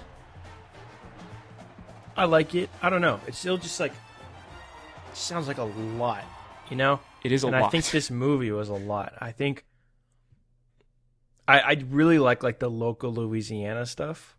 And I do, obviously in the like this is usually how comics go, honestly, because like you can pull whoever you want. It's a comic book. It's a drawing. Mm-hmm. You can draw Daredevil there. So I do like it, but I don't know. That's kind of the tone I want to go for too. It's got to be like Saturday morning cartoon more than like traditional MCU. Yeah, no, I definitely like that. I just think, I don't know. I think this movie already is pulling from too many other Marvel things. You know, I kind of agree with you. This does sound 100 times better. I would way rather see this. I would love to see, you know, Wakanda and Atlantis and all of that. So I don't know. I don't know. Yeah. So I don't know. Let's take a little break and then come right back. Yeah.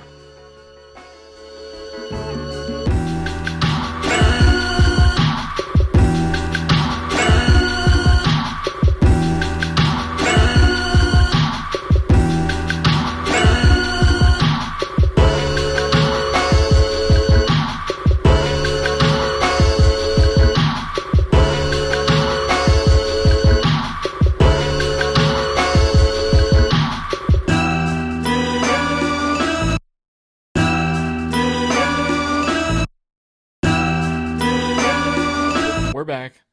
So where we left off in the pitch was Cap is leading a protest to Washington with himself, She-Hulk, Daredevil, Isaiah Bradley are at the front of the line.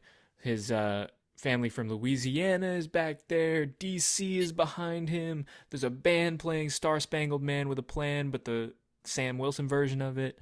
And so the Red Hulk comes out and he's like,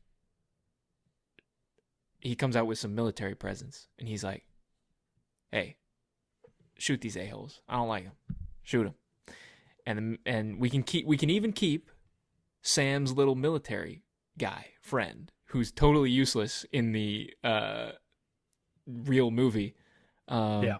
And we can have Sam Wilson sort of say, like, you know, talk him down from doing that. Like, you know, you have the power to choose. Like, don't, you know, don't shoot civilians because this stupid Red Hulk guy wants you to. And so we put that guy in a position where he has to make a pretty important decision as to whether or not he wants to follow the Red Hulk or follow Captain America and into a better world. So a brave new world, brave new world, if you will. So this guy pulls away from the Red Hulk, starts to sort of telegraph that he's moving over to Cap's side, and the Red Hulk tries to hit that guy, tries to smash that guy, if you will, and Cap jumps in, and with the shield, the wings planted in the ground, shield up, and then She-Hulk and Daredevil start going at him, and then we got this big fight with a bunch of superheroes. We got Cap, we got She-Hulk, we got Daredevil, we got Isaiah Bradley. This allows us to have like a fun little moment where like maybe Cap and Isaiah Bradley are like tossing the shield to each other, fighting the Red Hulk. She-Hulk and Daredevil are in the mix. And another thing that I want to happen, and then the army guys can like escort the people out of there and save the people. And actually, no, I don't want the army guys escorting the people out. There's going to be other superheroes that show up. So I want the Avengers to form in this moment. So this is where you're going to say like, bullshit, no way this would ever. So let me stop you here. Yeah. On this would never happen. I think if I'm a big studio and I'm making a political movie, I do not want people storming, protesting in DC. I thought about this. No, you're absolutely right. Okay, yeah. There's no way that a big studio would make a movie where superheroes are participating in a protest. Have an insurrection. Yeah, it's a maybe far now. cry from reality. But yeah, no. So we're gonna have the Avengers form in this moment. So right now we have Captain America, we have She-Hulk, we have Daredevil in the mix, and Isaiah Bradley's there too, although he's not really gonna be like a mainline Avenger. So with Daredevil. What? Yeah, no. This is okay. I don't think I agree with you, but in this case, they're gonna make Daredevil an Avenger. So like, you might as well have him there. You might as well get him in the mix early, and it's fun to have Daredevil there. It's just fun. It's gonna be Saturday morning cartoon like style camp. See, not to pitch on your pitch here, but maybe you have all these superheroes here. You're about to tell me who you think should be on this new Avengers team. At the end, you do like the Age of Ultron thing, where you have the shot of like who's clearly in the new team. You know what I'm talking about? And they had like Vision, Scarlet Witch, yada yada yada. So yes. So here's how I want to introduce the new Avengers. So you have that fight start to break out, and like it's pretty chaotic, and we've been following Cap, She-Hulk, and Daredevil, and the problem with this sort of Avengers team is like nobody really knows each other, right? So like these kind of superheroes are all kind of like in their own little corners, so they don't know where each other are. Like, there's no Avengers. They're gonna form in this moment. So Hawkeye is at the protest. Haley Steinfeld is on top of a building, facing the White House, shooting arrows at the Red Hulk. Like you start seeing like arrows come down and you're like, oh, it's Hawkeye. And then Cap starts to fly around and like, talk to all these people. And it's going to be Cap sort of flying around, getting the, lay of the land, seeing these heroes pop up out of nowhere. You see, big glowing hand. Miss Marvel's out there. America Chavez is out there. Ironheart is out there. And that's kind of your team. It's not, not the. Are you talking about just for A-listers. this movie or going forward? This is just for this movie. Okay, I was gonna say if this is our new Avengers team, Doomsday is making $6. Well, I didn't get. There's one other thing. Okay, so there needs to be a moment where the Red Hulk has him on the ropes, has Captain America on the ropes specifically, and you have thwip thwip out of nowhere, Spider-Man comes down. Nope, I'm sorry. This is getting too fan servicey for me. Okay, I'm doing the Patton Oswalt Parks and Rec monologue right now. This is yeah, I can tell. This is a little like this is like a what's that guy Matt Ramos Soups? It's like a wet dream of this is I'm making right now. I'm making what Avengers Doomsday is probably going to be. Yeah, but okay, hear me out. Spider-Man comes down. And you don't have to have Tom Holland there because Spider-Man is just Spider-Man now. There's no Peter Parker about it. They don't interact with Peter Parker, these superheroes. So you can have Tom Holland just come in to the booth for a week, do some VO. You know? What do you think? I just want to be honest, you have totally lost me, but you can continue. No. Damn. I don't know. There is a version. I like what you're going for at the start. Like, I like this Wakandan, Atlantean, Asgardian. I'd probably just stick with the Wakandans. Yeah. Hey, this movie fell apart though. So, we're not here to review you. We're reviewing Brave New World, which we know is not a great movie. Yeah, no. It's not great. Not great. And the half-baked pitch needs some more time in the oven, I'd say. Probably 4 more writers. Yeah, four. You know what you're missing? You know what your pitch is missing? Yeah. Diamondback. It is missing Diamondback, you're right. I read more about her on our break. Turns out she's a member of the Serpent Society who is evil, and then she gets rizzed up by Steve. So I don't know. This mysterious Diamondback. All right, so there you go. I don't want to learn enough about this character that I read a Captain America comic, but yeah, I don't know. Okay, Norman, we've covered Captain America: Brave New World pretty thoroughly. Are you more or less excited about the future going forward? I don't know. I mean, I'm already like over the moon excited for Fantastic Four. This could have been like literally like the worst movie I've ever seen in my life. This could have been the best movie I've seen in my life. I'm still locked in Fantastic Four. Same thing. I don't know. It's hard to say. I will tell you though, from a general perspective, Marvel Studios is cooked, dude. Is cooked. This was supposed to be their big year. This movie may make some money, but people aren't really gonna like it. I'm sorry, like I said, Thunderbolts could be the best movie ever made. No one gives a fuck about that. That movie's gonna make no money. What is the hook? Like, why would someone go see Thunderbolts in a movie theater? Because if I'm Joe Schmo and I didn't like Captain America and I've only seen half the Marvel movies recently, because everyone knows they're all bad now. If someone tells me, "Yo, this Thunderbolt, like this is the one," I swear, this one's good. I swear. I'm not going. I'm gonna wait for Disney Plus. Like, they are cooked. I think Marvel Studios right now, you hold your breath till Fantastic Four. That's all you can do.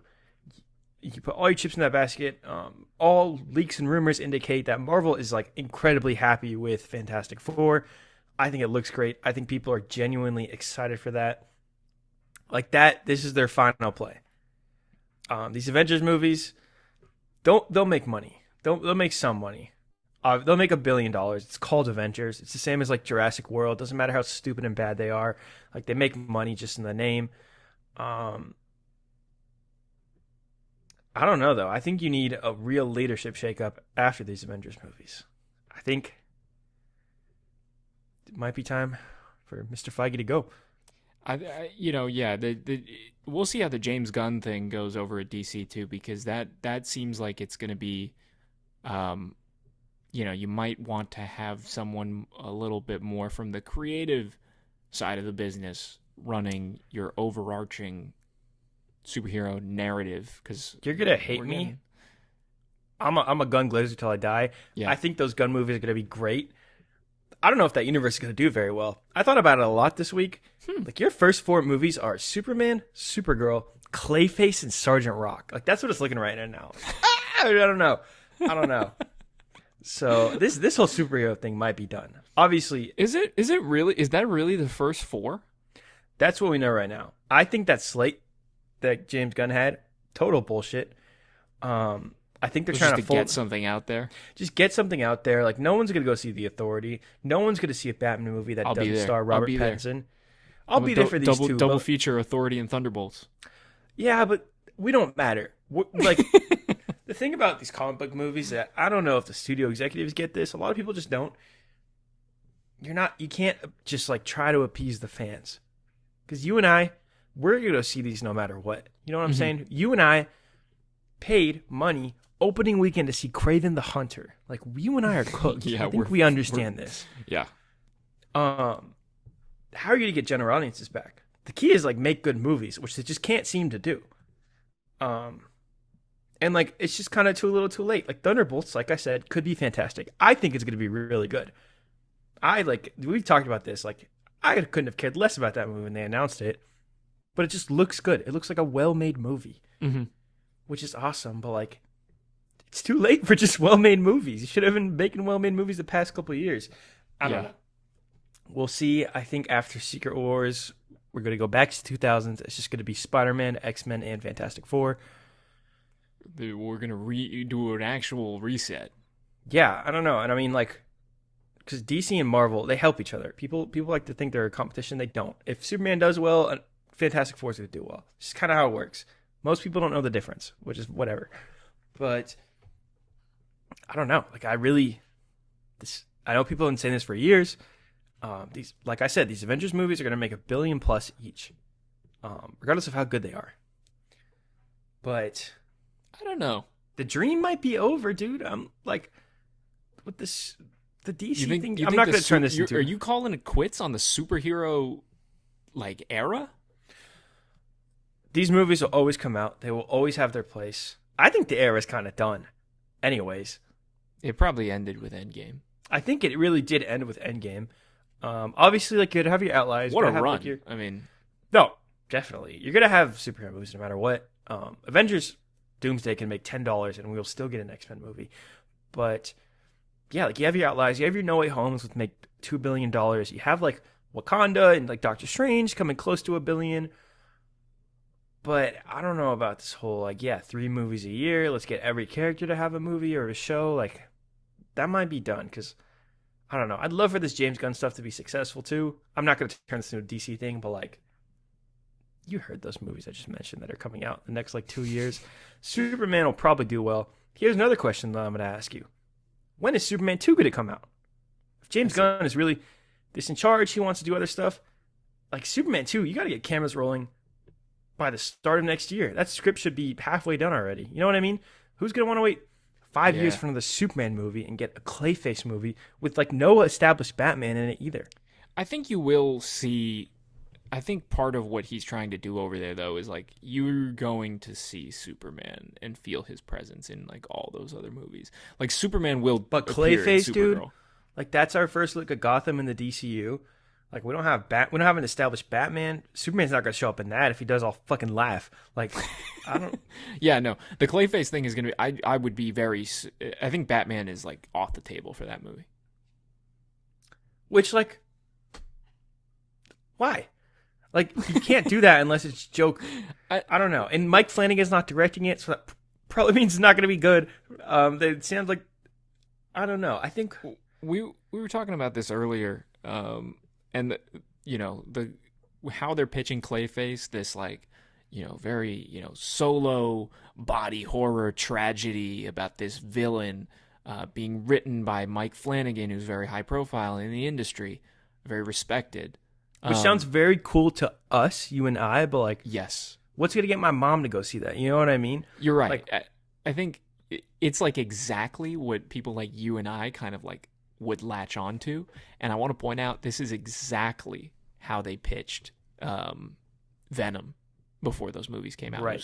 Body horror, with Tom Hardy, and it's gonna, and that pitch is whoa, I'm interested, and those movies became what they became.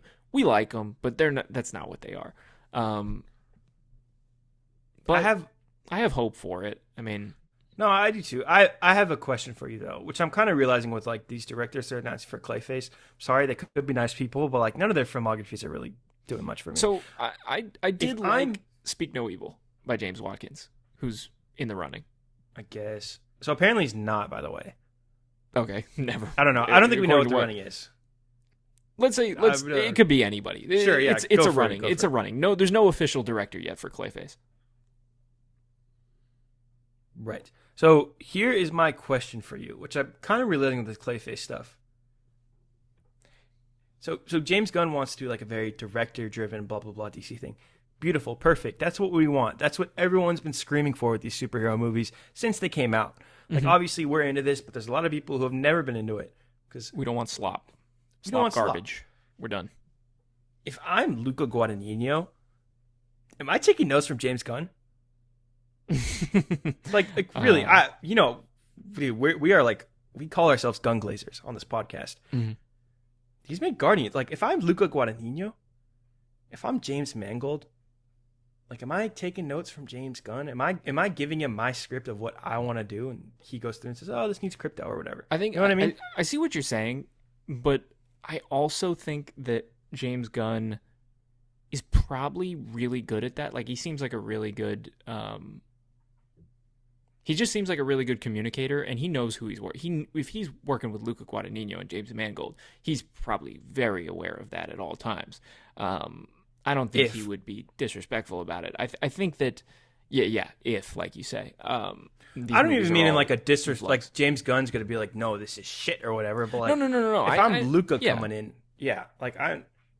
I think that there's a certain, even if you're Luca Guadagnino, I think if you're coming into this sandbox, I think you probably would have a certain level of respect, or, let's say, I could see a director like Luca Guadagnino coming in and wanting to do his own thing, but also respecting the fact that James Gunn has had a lot of success in this space, and he is I don't imagine that Luca Guadagnino is in deep on comic books like James Gunn is. So maybe there's a certain for sure. There's a certain respect that you would afford James Gunn in this instance. I think he's a nice guy. I think it's a guy that like you'd be comfortable listening to, even if you're like Luca Guadagnino or James. I just made Challengers and Queer, and like the guy who made Guardians of the Galaxy, which we love those movies. Like, he's trying to give me notes on my script. I don't know. I don't know. It's just not to be a whole DC thing, but like, I just think we are a little too optimistic for the future of this superhero stuff. Mm-hmm. I mean, dude, where is the Batman? Where's the Batman?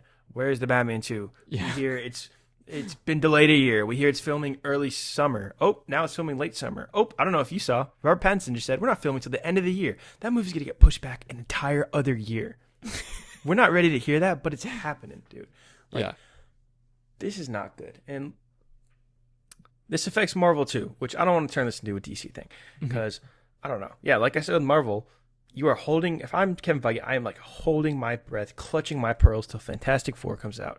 And hopefully people love that movie and they go see it, and they go see it 3 times.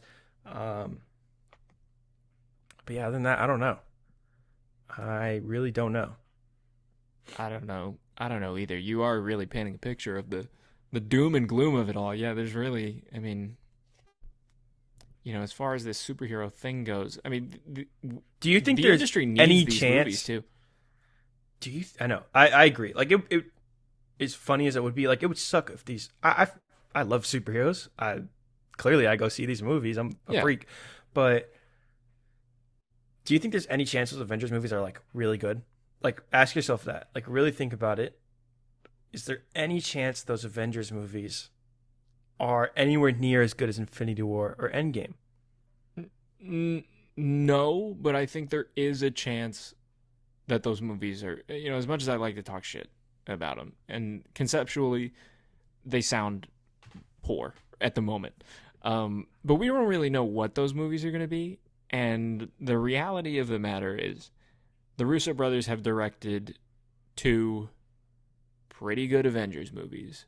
Dare I say one really fantastic, great one. So I could see those movies potentially being pretty good. Okay. I mean, yeah. Do you want me to ruin that for you really quick? Because I thought about this. Go ahead and ruin it for me. Okay.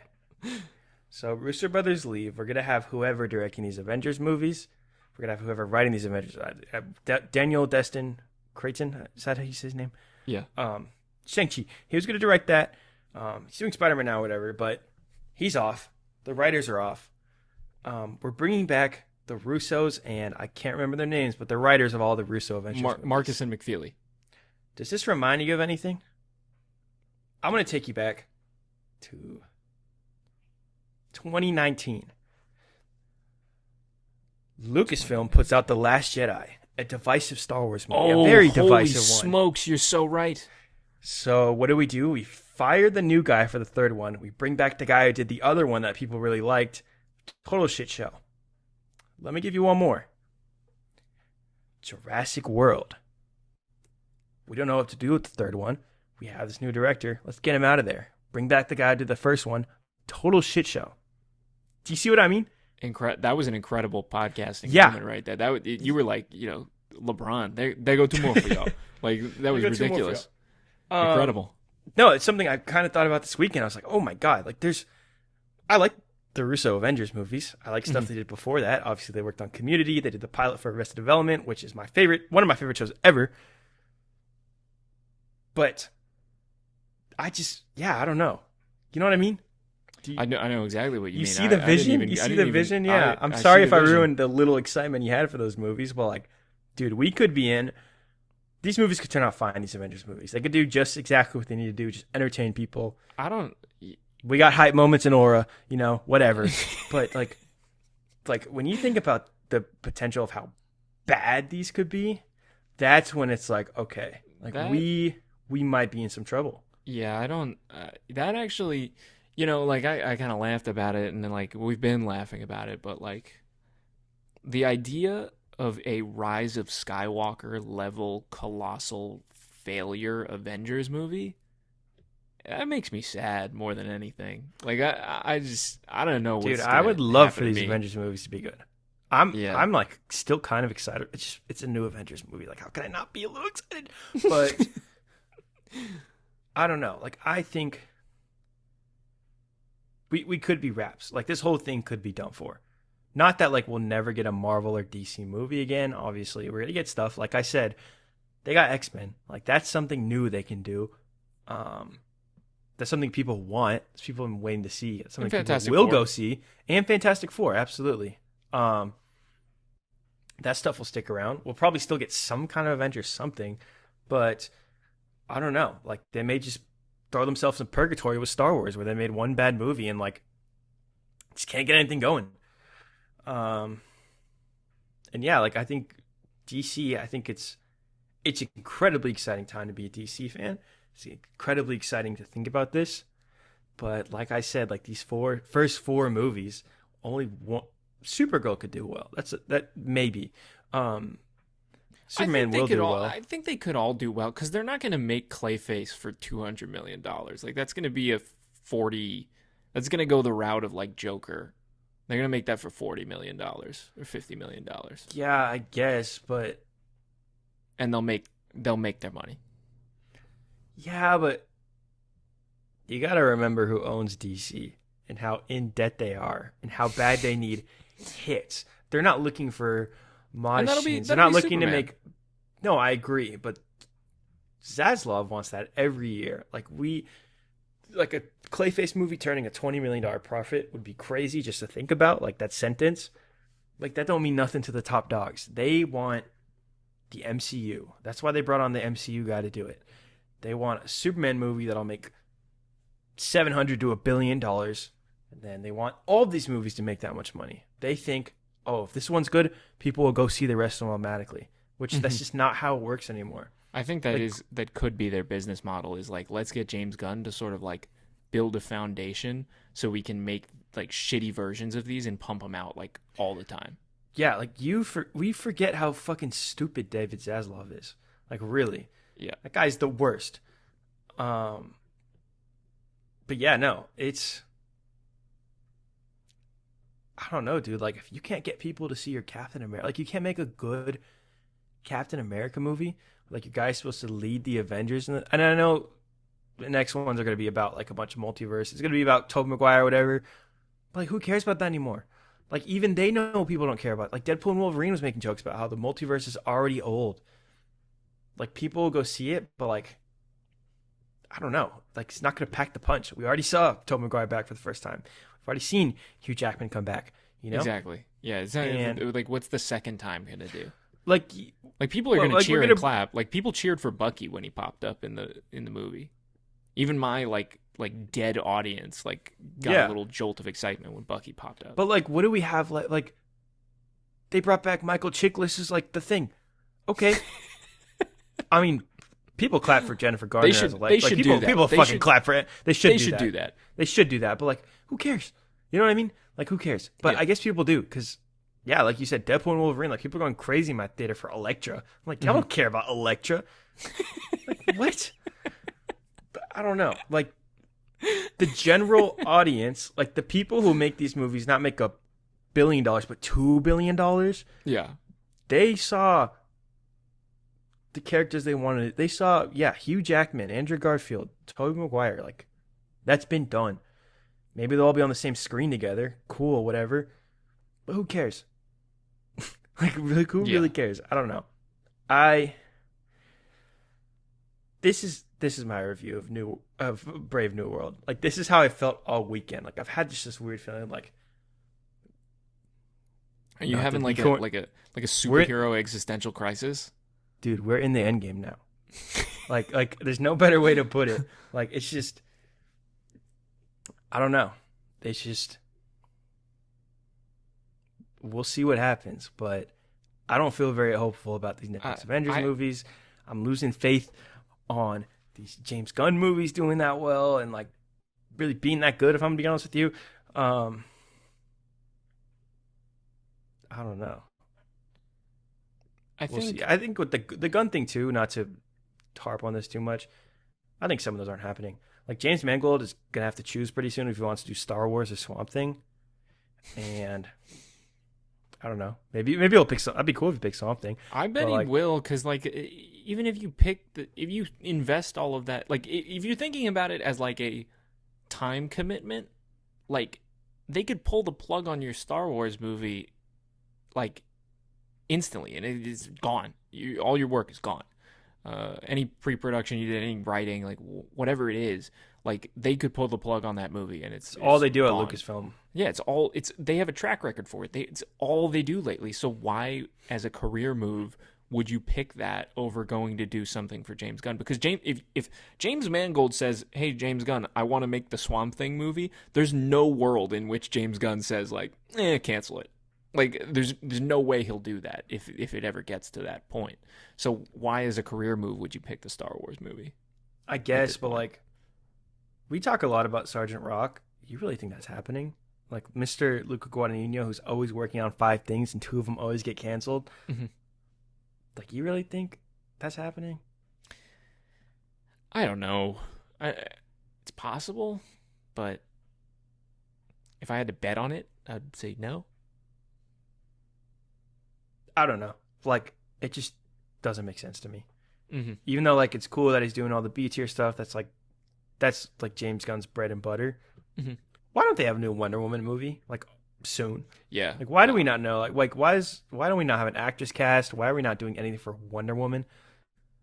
That movie did so well. Like, you think people 2 years from now are gonna be like, "Oh, I really miss Gal Gadot." Like, come on. What are we doing? What are these guys doing? I don't know. It's just, I've just been thinking about it a lot this weekend. Like, more than Captain America, I'm thinking like, wow, like we're at the end. Like, we might be at the end of the road of this. And they'll try. They'll keep trying. You'll hear stuff. I mean, there's probably going to be like, I feel like we're going to end up at a point where it's going to even out. Like, there's going to be, the superhero thing is not going to be at the front of the public conscience anymore. I think that's done. I mean, there's been superhero movies since like the late 70s. Like, since Superman, we've pretty much consistently had some kind of superhero presence. Sometimes it was years at a time. Obviously, now it's 5 movies a year. That's done. I think the idea, though, of like a superhero movie or 2 or 3 taking the movie business by storm every year, I don't think that's a reliable bet anymore. Yeah, no. But they're gonna come out and they're gonna, some will pop off. Like, there's gonna be, like, whenever the Batman 2 comes out, definitely. It'll be big. Whenever Spider-Verse 3 comes out, that'll be big. Whenever Spider-Man Tom Holland comes out, like, that'll be a big deal. Like, there's certain things that are just gonna be big no matter what. But I don't know, like you said, like, are they gonna make Moon Thunderbolts Knight? 2? Are they gonna like bother with Moon Knight anymore? Are they gonna bother with She-Hulk anymore? Are they gonna bother with Miss Marvel anymore? Why would you? Yeah. So They clearly had no interest in those characters to begin with. I mean, when you look at those shows, it's like they didn't. It's a very similar problem to with Brave New World. It's like they're not about anything. They didn't really, clearly there wasn't a lot of love for those characters. I don't think. Um, Yeah, and like people aren't as stupid as we think they are. Like people are just done with this. I don't know. Like we'll see. Even like my Captain America theater was like half full. Like same. Yeah, there was a time where that would have been packed, no questions. Yeah, you had to buy your tickets weeks in advance. We Months walked in into advance. the theater. Yeah, literally months in advance. We walked in the theater 5 minutes before the movie started and bought our tickets, and we had good seats. Not Same. next to anyone Yeah. or anything. Like I got zero them, like, compromise. day before. Yeah, because my friend was like, "Did you buy them yet?" And I was like, "Dude, I checked. It's like it's good. It's good right now." Yeah. We'll be all right. I was looking all day. I was like, okay, if this just suddenly fills up out of nowhere, I'm gonna buy them, but it didn't. So I don't know. That was my little superhero movies cooked rant.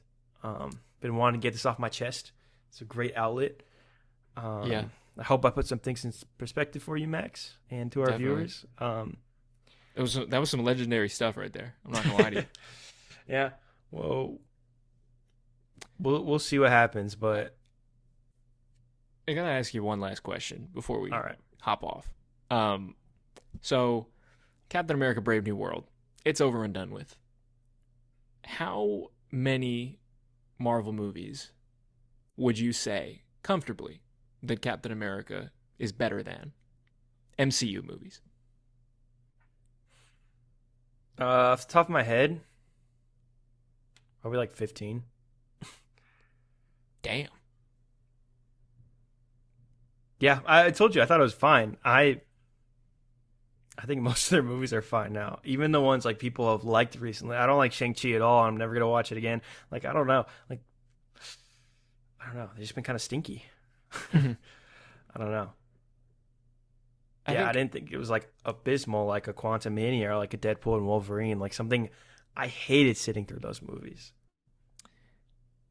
I felt similar to those movies that I did about this. I maybe this is hyperbolic. I would say 0. I think this is the worst MCU movie.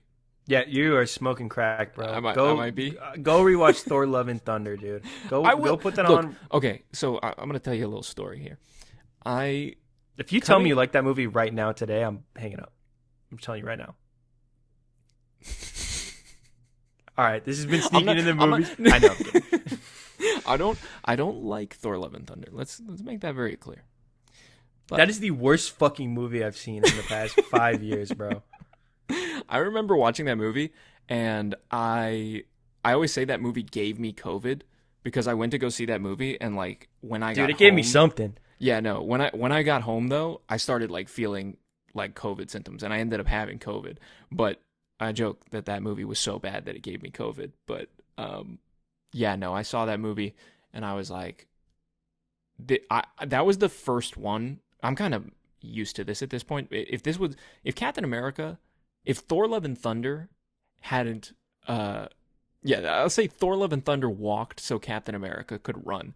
I think that if Thor: Love and Thunder didn't That's exist, racist. Like, I think that movie is like on a league of its own awful. Like, every problem you just said you had with Brave New World for the past 2 hours, yeah, like, multiply that times 5, and that's Love and Thunder. Like, that is one of the I most get it. offensive, like, killed Taika Waititi's career. Like, we're not going to see it. Maybe we'll see that character in Doomsday, but sure shit ain't getting in a Thor movie. no. I think that I saw it that first time, and that was the first one where I was like really just deflated walking out of the movie theater. Like, holy shit, that just made me feel sad. Like, I was just sad after walking out of that movie, and that's like not what you want to feel coming out of these movies. Like, that's the opposite of what they want you to feel. But I did rewatch it like later on, and I was like, it's pretty terrible, but it's not like I don't hate it anymore. I don't like vehemently hate the thing, but it's not good. It's not good. Neither is Deadpool. But Movies like Thor: Love and Thunder are why I didn't hate Captain America. I will. Okay, yeah, I can see that too, but I will say during Thor: Love and Thunder and Deadpool, I was not having a great time, and I don't think those movies are those movies will make you feel pretty bad about the state of cinema as you're watching them. But with Captain America, I was just bored. I was bored out of my fucking mind in a way that I wasn't in Deadpool and Thor. And Deadpool and Thor, I was like, wow, this is shit. But I was never like bored like I was in Cap. Like I was like so uninterested in, like, when we got to that post-credit scene, I was like, oh my God, this is like, I'm just so uninterested. Like, I'm desensitized to it. And it sucks because this used to be such a big part of my life. And, like, Infinity War was like a huge thing. I was waiting for that for like 6 years after the first Avengers movie. That was like the best thing ever, dude. Exactly. And, to get to here where I'm just totally desensitized to all of it, I'm just like, it's kind of sucks. I mean, yeah, I think desensitized is the perfect way to, like, if this came out in 2022, I'd probably like it a lot less. But, like, dude, we've just been like rolling around and shit for like damn near 5 years. Literally 5 years now. When I'm just factor the TV into it too, it's like, ugh. If I don't completely hate something from Marvel, like, that's good now. Like, that's enough for me. And, like, that's my review of Captain America: Brave New World. It wasn't as shit as the other ones, and it's probably won't be as shit as the ones that are going to come next. But with that being said, Fantastic Four is going to be awesome. Yeah, and Thunderbolts. Yeah, it seems like we're on to my boys. greener pastures this year, but then next year we're going to go through it again. So I don't know. We'll see what happens, but I think it's going to be it for our episode here. Yeah. That is it. We got the monkey next week, if I'm remembering right. I think we do have the monkey. That'll be fun. That will. Not a Marvel movie. And we're getting away from Cap movies, so, Osbergen movie. Yeah. We'll see. I'm not a big long legs guy, but I'm excited. I've heard it's cool. So we'll see. I'm not a huge long legs guy either, but we'll see how it goes. Well, why don't you take us away here, Max? Thanks for listening, everyone. Thanks for listening. Crazy in that last 20 minutes. Thank you for listening to the Sneaking Into the Movies podcast. We've been Max and Norman, and we're signing off. Bye-bye.